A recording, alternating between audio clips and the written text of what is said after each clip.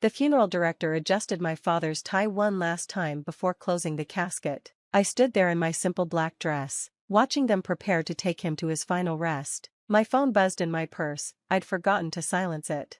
"I've changed your locks. This building is for respectable people only." The text was from Diane Morrison, my neighbor from Unit 4B. Attached was a photo of my apartment door with a shiny new deadbolt installed. My hand shook as I read her follow-up message. "Your loud music, strange visitors, and irregular hours are done. Pack your things from the hallway when you get back. Diane Morrison, Building Committee Chair." I almost laughed at the absurdity. Loud music? I was a classical pianist who practiced with headphones after 6 p.m. Strange visitors? Those were my father's hospice nurses coming to check on me after his death. Irregular hours? I'd been at the hospital and funeral home for 2 weeks straight. "Sophia, we're ready," the funeral director said gently. I slipped my phone back into my purse. My father deserved my full attention today. Diane Morrison could wait. The service was beautiful. My father, Anthony Reeves, had touched many lives as a high school history teacher. Former students, now adults with children of their own, came to pay their respects. They shared stories of how he'd inspired them, helped them through tough times, or simply made them laugh with his terrible history puns. "Your father was so proud of you," his best friend Carl whispered to me. "He talked about you constantly." His daughter, the financial genius who was going to change the world. I squeezed Carl's hand. Dad had been my biggest cheerleader when I left my corporate job to start my own investment firm. He'd even been my first client, trusting me with his modest retirement savings. That initial investment had grown enough to pay for his care during his final illness and still leave a substantial sum. What Carl didn't know, what nobody except my lawyer knew, was that my father had been far wealthier than anyone imagined. His frugal lifestyle and modest teacher's salary had hidden a brilliant investor who'd quietly amassed a fortune through decades of smart decisions. He'd left everything to me, including his crown jewel, the entire Rosegate Commons building where I lived. My phone buzzed again. This time it was building security. "Miss Reeves, there's a situation at your apartment. Mrs. Morrison is insisting we evict you immediately. She says you're trespassing." "I'm at my father's funeral," I said quietly, stepping away from the crowd. "I'll be there in 2 hours." "She's quite insistent." "Ma'am, she's called the police." "Let her. I'll handle it when I arrive." I returned to the graveside service, watching them lower my father into the ground next to my mother. He'd bought these plots 30 years ago, always planning ahead, just like he'd planned ahead when he'd purchased Rosegate Commons through a shell company, maintaining his anonymity while ensuring he always had control over his home. The drive back to the building took 40 minutes. I could see the flashing lights from 2 blocks away. 3 police cars and building security were clustered outside the main entrance. Diane Morrison stood in the center, gesticulating wildly in her designer suit. I parked in my assigned spot, the one Diane had tried to have reassigned to herself 6 months ago, and walked calmly toward the commotion. "There she is!" Diane shrieked. "Arrest her, she's trespassing." Officer Bryant, whom I recognized from previous building disputes, looked tired. "Ma'am, we've been through this. She's a legal resident. You can't just change someone's locks. I'm the building committee chair. I have the authority to remove disruptive tenants." "No, you don't," I said quietly. Everyone turned to look at me. Diane's face flushed. "You have some nerve showing up here dressed like that." She gestured at my funeral attire with disgust. "Trying to manipulate everyone with your sob story. Well, it won't work. I know what you really are, a woman who entertains men at all hours, plays that awful music, and brings down our property values." The men were hospice nurses. "The music is Chopin, played through headphones. And as for property values," I pulled out my phone and opened the email from my lawyer. Building Security Chief James approached me with obvious relief. "Miss Reeves, I'm so sorry about this." I tried to explain to Mrs. Morrison that she has no authority to change locks. "But it's all right, James. I know you were just doing your job." I turned to Officer Bryant. "I'd like to file charges for breaking and entering, theft, and harassment." Diane laughed shrilly. "You can't file charges against me. I'm the building committee chair. I've lived here for 15 years. You're just some nobody who moved in 2 years ago." "Actually," I said, pulling up the deed transfer on my phone, "as of yesterday, I'm the owner of Rosegate Commons, the entire building." The silence was deafening. That's impossible," Diane stammered. James, the security chief, was the first to understand. His eyes widened as he remembered all the times he'd seen my father visiting. All the conversations we'd had about building maintenance and resident concerns.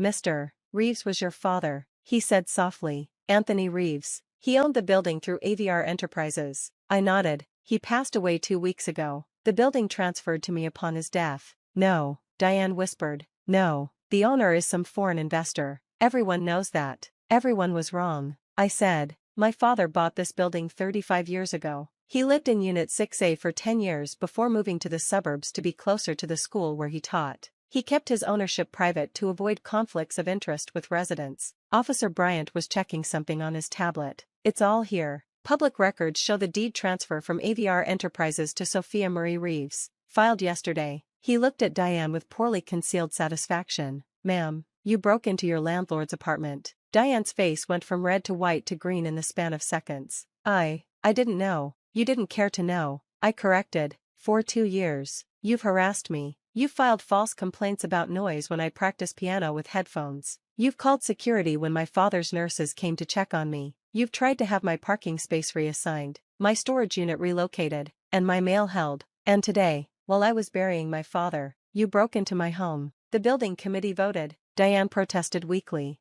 Show me the minutes. I said. Show me the vote where the building committee decided to break into my apartment. Her silence was answer enough.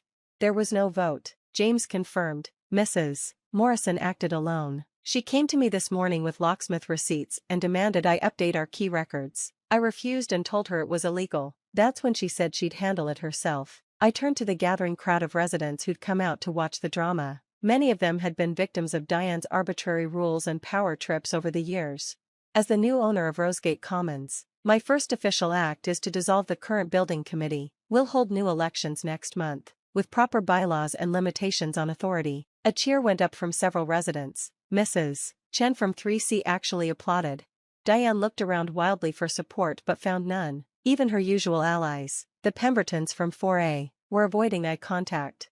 Mrs. Morrison, Officer Bryant said, I need you to return Miss Reeves' keys immediately. I threw them away, Diane admitted. I didn't think she'd need them anymore. Then you'll need to pay for an emergency locksmith to restore her access tonight, the officer said. And you'll need to come with us to the station. You're arresting me? Diane shrieked. But I'm respectable. I'm on the hospital board. My husband is a partner at Morrison, Klein, and Associates, and you're also someone who broke into another person's home, Officer Bryant said, pulling out handcuffs. Turn around, please, as they led Diane away. She kept protesting about respectability and property values and the natural order of things. The other residents dispersed slowly, many stopping to offer condolences about my father and apologies for not standing up to Diane sooner.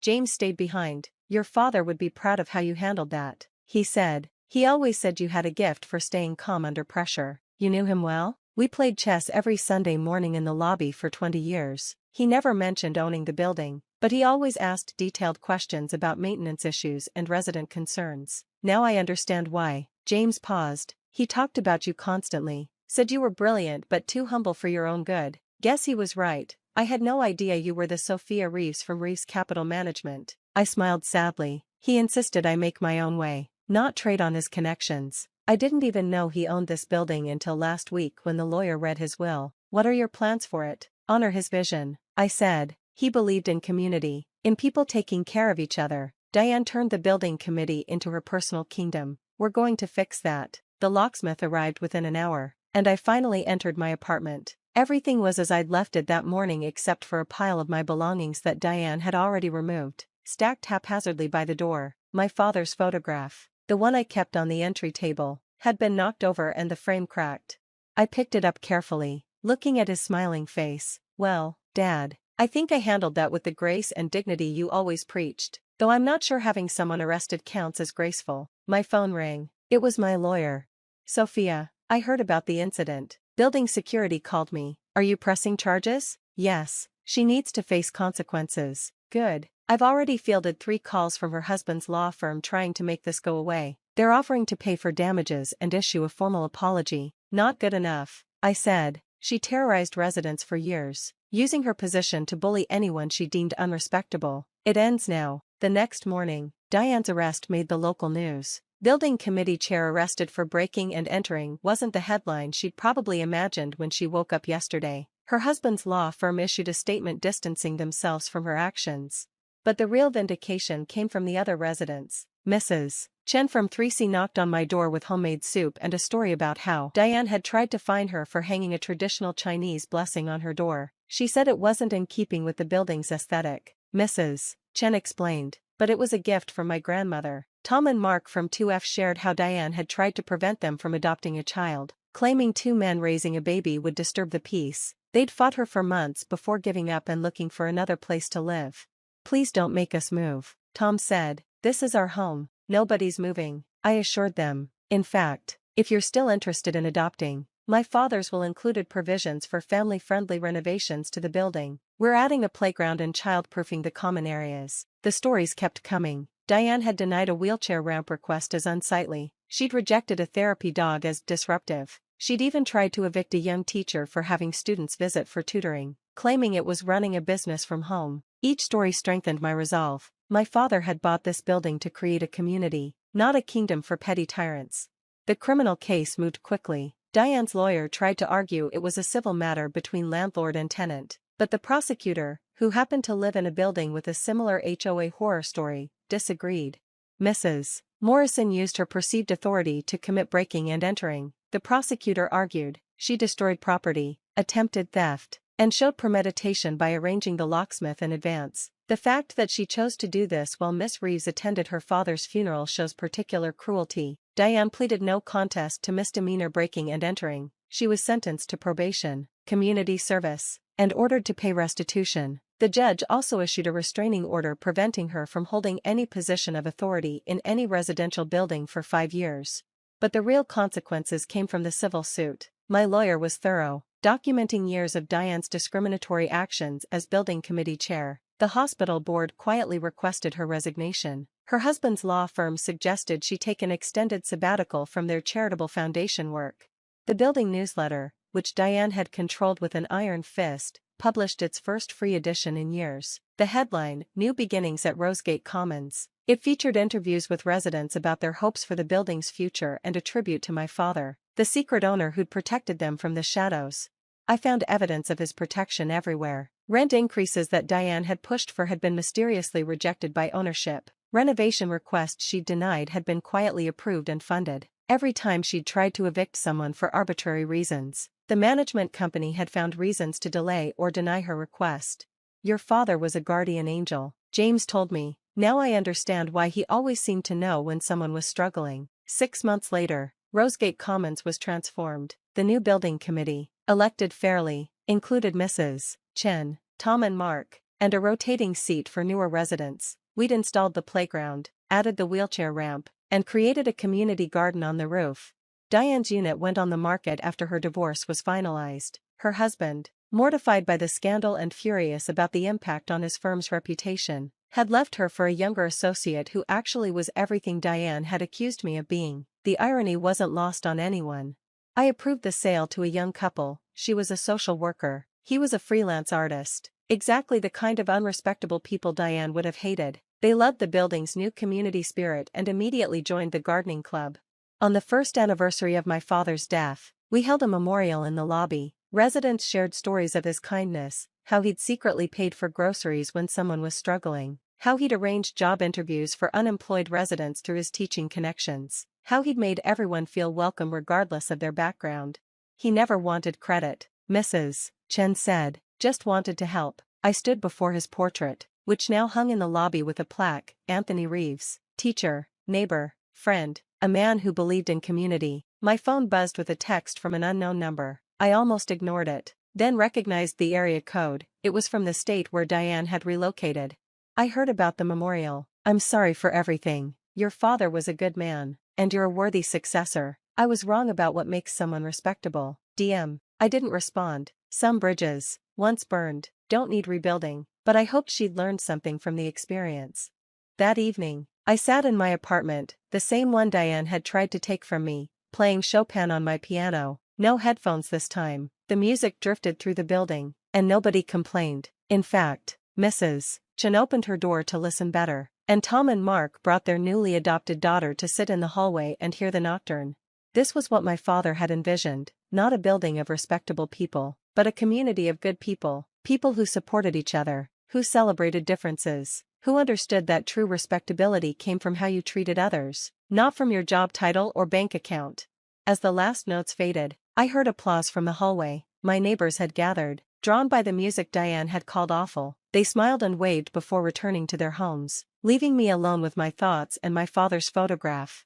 "I think I'm doing okay, Dad," I whispered. "The building is what you always wanted it to be, a real home for everyone." And somewhere in the distance, I could swear I heard his voice on the wind, "That's my girl. Always knew you'd change the world." I closed the piano and prepared for bed, secure in my home, surrounded by my community, carrying forward my father's legacy of quiet kindness and fierce protection of those who needed it most. The locks on my door were new, but they opened to the same truth they always had: home isn't about who has the fanciest apartment or the most prestigious title. It's about belonging, acceptance, and the courage to stand up for what's right. Even if you have to do it in your funeral dress while your father's grave is still fresh, sometimes, that's when it matters most.